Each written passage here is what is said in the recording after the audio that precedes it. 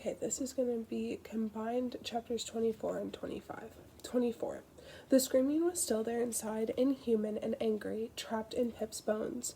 The sput, sput, sput of a phantom printer in her ears, both fighting against the gun in her heart. Not even a run could take them away or distract her.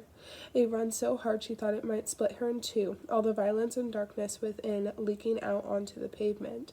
Checking over her shoulder for Max Hastings with his slicked back hair and his gloating eyes, but he hadn't been there. The run was a bad idea. Now she felt like she couldn't move, lying here on the rug in her bedroom, cocooned in cold air, embalmed. She hadn't slept at all. She'd taken the last of the Xanax almost immediately after her parents left her room last night. She'd closed her eyes and time had skipped, but it hadn't felt like sleep. It felt like drowning. Now she had none, nothing at all, no crutch. That got her to move, finally picking herself up, cold sweat in the waistline of her leggings. She staggered toward her desk, plugs hanging loose beneath it. She'd unplugged everything in the room. The printer, the speakers, her laptop, her lamp, her phone charger, all lifeless, trailing wires. She opened the second drawer, snaked her hand inside, and pulled out the burner phone at the front of the line, the same she'd used to text Luke on Wednesday. It was Saturday night now, and she'd still not heard back from him, and now she was all out. She turned on the phone and began to type, frustrated at how slow it was, pressing 4 3 times just to get I'm out, need more ASAP. Why hadn't Luke replied yet? He normally would have by now. This couldn't go wrong too, not on top of everything else. She had to sleep tonight. She could already feel her brain moving too slow, sluggish in connecting thought to thought. She replaced the burner phone in the drawer, startled by a buzz from her real phone. Ravi again. You back from your run? He'd insisted on coming over when she'd called him earlier, still slurry from the pills as she told him about the printer and the speakers. But Pip said no. She needed a run to clear her head, and then she needed to talk to Nat De Silva about her brother. Alone. Ravi had eventually relented, as long as she kept checking in with him all day. And there was no question about it. Pip was staying over at his house tonight, dinner too, no question at all, he told her in a serious voice. Pip supposed it was a sensible idea. But what if DT somehow knew? Look, one thing at a time. Tonight was a lifetime away, and so was Ravi. She texted him a quick, yes, I'm fine, love you. But now she had to focus on her next task, talk to Nat. It was the first thing she had to do and the last thing she wanted to. Talking to Nat, speaking it out loud would make it real. Hey Nat, do you think it's all possible that your brother is a serial killer? Yes, I know. I have a history of accusing you and your family members of murder. They were close now, she and Nat. Found family. Found, that is, in violence and tragedy, but found nonetheless. Pip counted Nat on her fingers as one of the people who would look for her if she disappeared. Losing Nat would be far worse than losing that finger. What if this talk pushed that bond just a little too far, pushed it to breaking point? But what choice did she have? All the signs were pointing to Daniel De Silva. He fit the profile. He used to work at Green Scene and could very well have been the one who set off that security alarm while Jason Bell was at a dinner party.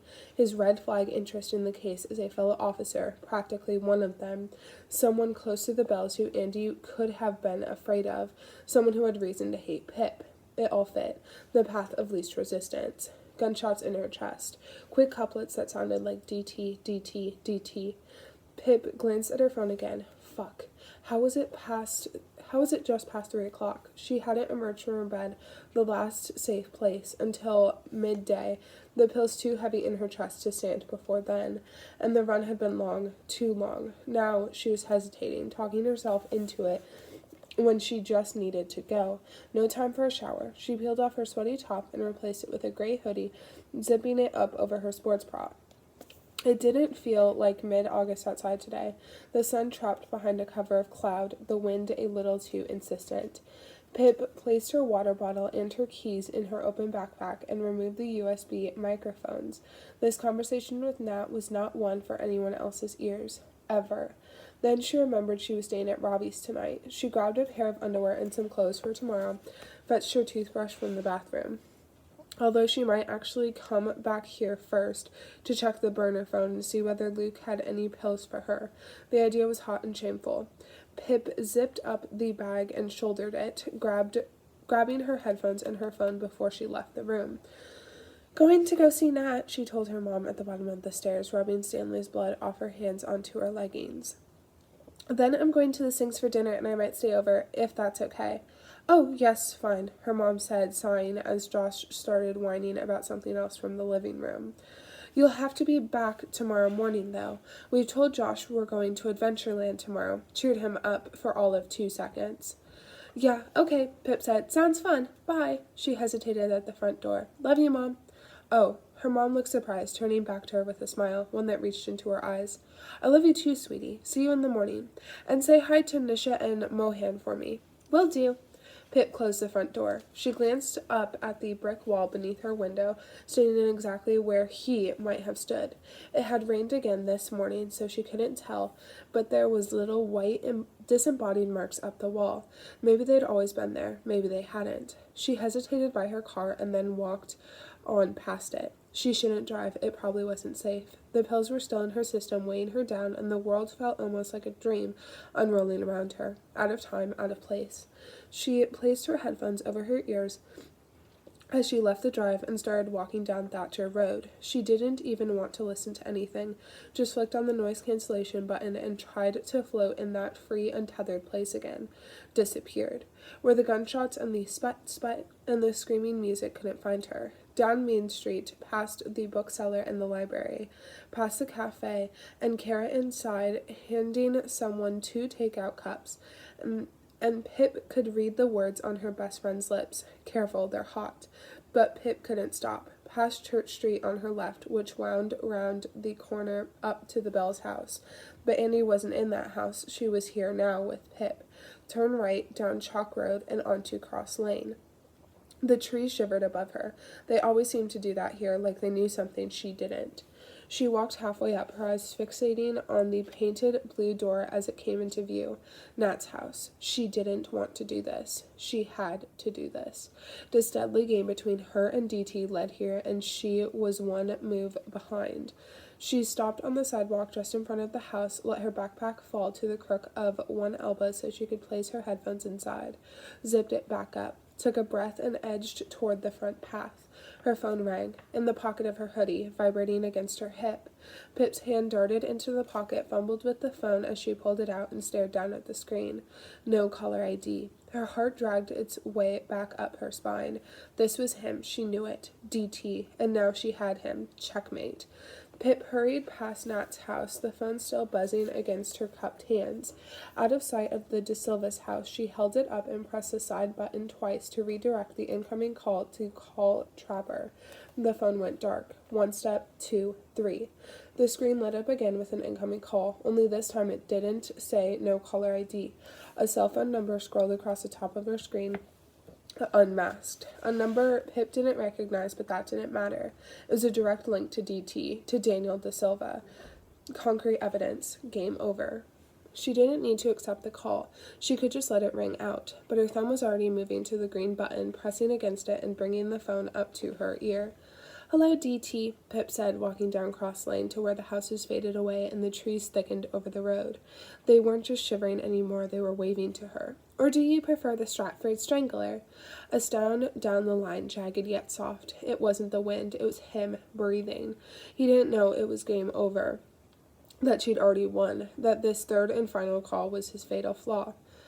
I prefer DT, I think, Pip said. It's more fitting, especially as you're not from Stratford. You're from here, Fairview. Pip carried on, the canopy now hiding the stifled sun from her, a road of flickering shadows. I enjoyed your trick last night. Very impressive. And I know you have a question for me. You want to know who would look for me if I disappeared. But I have a question for you instead. She paused, another breath down the line. He was waiting. Who will visit you when you're in a cage? She asked, because that's where you're going. A guttural sound down the line, the breath stuck in his throat. 3 loud beeps in Pip's ear. He'd ended the call. Pip stared down at her phone, the corners of her mouth stretching in an almost smile. Got him. The relief was instant, prying up the terrible weight from her shoulders, tethering her back to the world, the real world, a normal life. Team Ravi and Pip.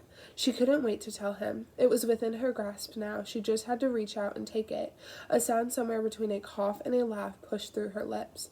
She navigated into her recent calls menu and her eyes flickered across his phone number again. It was most likely a burner phone considering he'd never been caught before, but maybe it wasn't. Maybe it was his actual phone, and maybe he'd picked it up without thinking, answering with his name. Or a voicemail would give it away. Pip could go to Hawkins with this number right now, but she wanted to know first. She wanted to be the one to find him, to finally know his name and know all of it. Daniel Da Silva, DT, the Strangler. She'd earned that. She'd won. And maybe he would know what it felt like, the fear, the uncertainty, his screen lighting up with no caller ID, the hesitation between answering and not. He wouldn't know it was her. She would be masked just like him. Still walking the road beneath the deepening trees, Nat's house forgotten long behind her. Pip copied and pasted his phone number into her keypad. Before the number she typed in *6-7, the mask. Her thumb fizzed as it hovered over the green button. This was it, the moment. She pressed the button. She raised the phone to her ear once more. She heard it ringing through the phone. But, wait, no, that wasn't right. Pip stopped walking, lowered the phone. It wasn't only through her phone that she could hear it ringing. It was in the other ear, both of them. It was here. The shrill chime of the call ringing right behind her, louder and louder. There wasn't time to scream. Pip tried to run to see, but two arms reached out of the unknown behind her, took her, phone still ringing as she dropped hers. A hand collided with her face over her mouth, blocking the scream before it could live. An arm around her neck, bent at the elbow, tightening. Pip struggled, one breath but no air. She tried to rip his arm away from her neck, his hand away from her mouth, but she was weakening, her head emptying. No air, cut off at the neck. Shadows deepened around her. She struggled. Breathe, just breathe. She couldn't. Explosions behind her eyes. She tried again and felt herself separating from her own body, peeling away. Darkness, and her disappearing down into it. Chapter 25. It's just a stick figure with the word dark written over and over.